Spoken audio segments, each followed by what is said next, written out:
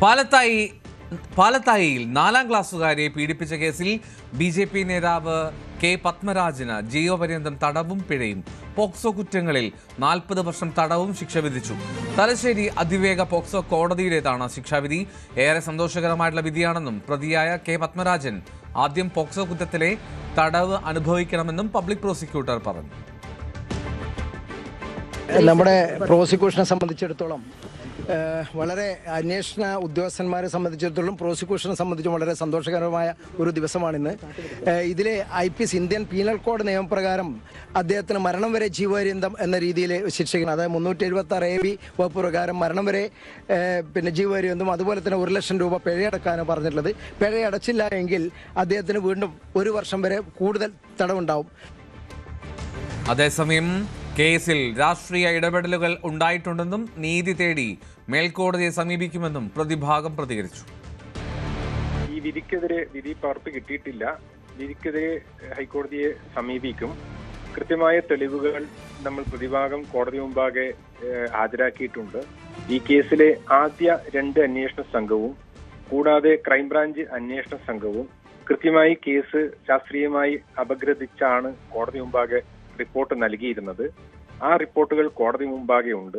പിന്നീട് വന്ന അന്വേഷണ ഉദ്യോഗസ്ഥൻ ആദ്യത്തെ സംഭവ സ്ഥലം മാറ്റുകയും മറ്റൊരു ശുചിമുറി, അതായത് ലോക്കില്ലാത്ത ഒരു ശുചിമുറിയിലേക്ക് സംഭവ സ്ഥലം മാറ്റുകയും കൃത്രിമമായി തെളിവുണ്ടാക്കാൻ ശ്രമിക്കുകയും ചെയ്തു. അതിനനുസരിച്ചുള്ള കൃത്രിമത്വം കോടതിയിൽ പ്രതിഭാഗത്തിന് കാണിക്കാൻ വേണ്ടി വന്നു. പിന്നെ പ്രതിഭാഗത്തിനുണ്ടായിരുന്ന ഒരു പ്രശ്നം എന്ന് വെച്ച് കഴിഞ്ഞാൽ, ഈ കോടതി ഇത് 3ാമത്തെ ജഡ്ജിന്റെ മുമ്പാണ് ഈ കേസിന്റെ വിചാരണ അവസാനിക്കുന്നത്. കാരണം 2024 ഫെബ്രുവരി മാസം കേസിന്റെ വിചാരണ തുടങ്ങിയിട്ട് പ്രോസിക്യൂഷൻ പരമാവധി ഈ കേസ് നീട്ടിക്കൊണ്ടുപോകാൻ ശ്രമിച്ചു, സാക്ഷികളെ കൊണ്ടുവരാതെ. ഒടുവിൽ 40ഓളം സാക്ഷികളെയും 3 പ്രതിഭാഗം സാക്ഷികളെയും വിസ്തരിച്ച വിചാരണ കോടതി ജഡ്ജിയുടെ മുന്നിൽ വിധി പ്രസ്താവത്തിന് വെച്ചതിന് ശേഷം അവർക്ക് ട്രാൻസ്ഫർ ഉണ്ടാവുകയും അതിനുശേഷം വീണ്ടും പുനർവാദം കേൾക്കുകയുമായിരുന്നു ഈ കേസിൽ ഉണ്ടായിരുന്നത്. അത്തരമൊരു ബുദ്ധിമുട്ടുള്ള സാഹചര്യം ഈ കേസിൽ പ്രതിഭാഗത്തിനുണ്ടായി. രണ്ടാമത്തത്, ഈ കേസിലെ ക്രൈംബ്രാഞ്ചിന്റെ കണ്ടെത്തലും അതുപോലെ ആദ്യത്തെ ലോക്കൽ പോലീസിന്റെ കണ്ടെത്തലും എല്ലാം കോടതി മുമ്പാകെ ഉണ്ട്. കൂടാതെ ഈ 3ാമത് സംഭവ ദിവസം നടന്നു എന്ന് പറയുന്ന ദിവസത്തിൽ മറ്റൊരു സ്ഥലത്ത് കൊണ്ടുപോയി ഒരു യുവമോർച്ചയുടെ മറ്റൊരു നേതാവായ അധ്യാപകൻ ബലാത്സംഗം ചെയ്തു എന്ന് പറഞ്ഞ് അതിജീവിതയുടെ മാതാവ് ക്രൈംബ്രാഞ്ച് SP പരാതി നൽകുകയും ആ പരാതി ക്രൈംബ്രാഞ്ച് SP മൊയ്തീൻകുട്ടി അന്ന് ക്രൈംബ്രാഞ്ച് DYSP ആയിരുന്ന അബ്ദുറഹീം MA എന്ന ഉദ്യോഗസ്ഥനെ കൊണ്ട് അന്വേഷിപ്പിക്കുകയും കളവാണ് ആരോപണങ്ങളെന്നും കെട്ടിച്ചമച്ചതാണെന്നും ഈ ചില സംഘടനകൾ ഇതിന്റെ പിന്നിലുണ്ടെന്നും അദ്ദേഹം റിപ്പോർട്ട് നൽകിയിരുന്നു. അദ്ദേഹത്തെയും ഈ കുട്ടിയെ കൗൺസിൽ ചെയ്ത 2 ക്ലിനിക്കൽ സൈക്കോളജിസ്റ്റുമാരെയും പ്രതിഭാഗം സാക്ഷികളായി കോടതിയിൽ വിസ്തരിച്ചിരുന്നു. അവരെ പ്രോസിക്യൂഷൻ ക്രോസ് വിസ്താരം നടത്തുപോലും ചെയ്തിരുന്നില്ല ആ DYSPയെ. അതുകൊണ്ട് തന്നെ കൃത്യമായി നമുക്ക് ഈ കേസിൽ ഗ്രൗണ്ട്സ് ഉണ്ട്. കാരണം ഇത് അന്തിമ വിധിയല്ലല്ലോ. കാരണം ഈ കാര്യങ്ങളെല്ലാം നമ്മൾ ഹൈക്കോടതിയിൽ ചൂണ്ടിക്കാണിക്കും. അവിടെ കൃത്യമായി എല്ലാ രേഖകളും, വിചാരണ കോടതി മുമ്പാകെ എല്ലാ രേഖകളും നമ്മൾ നിരത്തിവെച്ച് അവിടെ ഹൈക്കോടതിയെ സമീപിക്കുന്നതായിരിക്കും.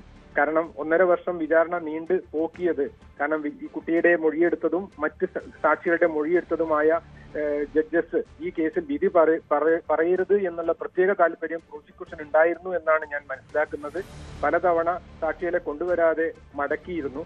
അവസാനം ഒടുവിൽ വാദം കേട്ട് ജഡ്ജ്മെന്റിന് വെച്ച സമയത്ത് ആ ജഡ്ജിന് ഫാമിലി കോടതിയിലേക്ക് മാറുകയും പുതിയ ജഡ്ജിന് മുമ്പാകെ ഈ കേസ് വിധി പറയുകയാണ് ഉണ്ടായത്.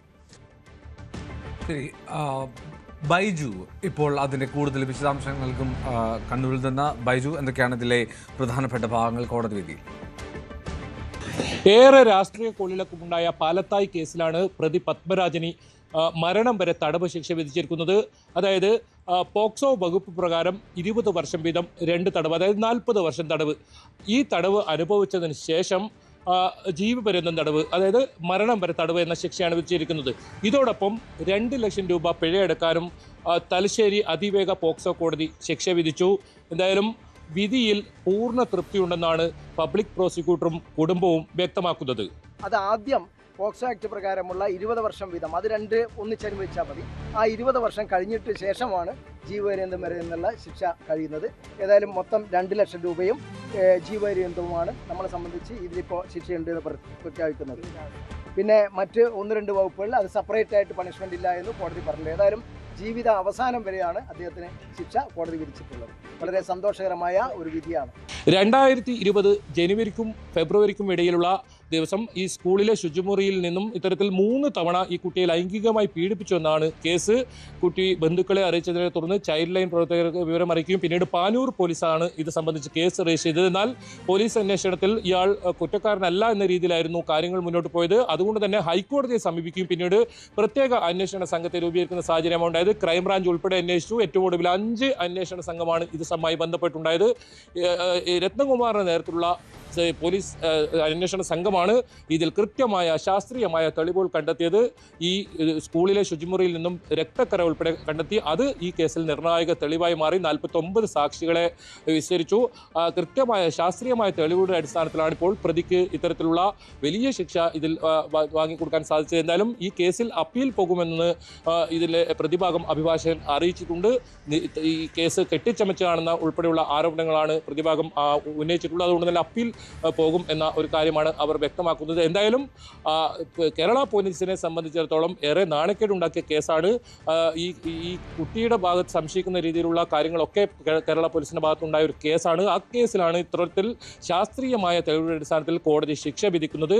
എന്തായാലും ഈ വിധിയിൽ തൃപ്തരാണെന്ന് കുടുംബം ഉൾപ്പെടെ ഇപ്പോൾ പറയുന്ന സാഹചര്യമാണ് ഉണ്ടായിട്ടുള്ളത്. കണ്ണൂരിൽ നിന്നും KV Baiju, news 18. KV Baiju ആണ് കണ്ണൂരിൽ നിങ്ങളെ ചേർന്ന്. എന്താണെങ്കിലും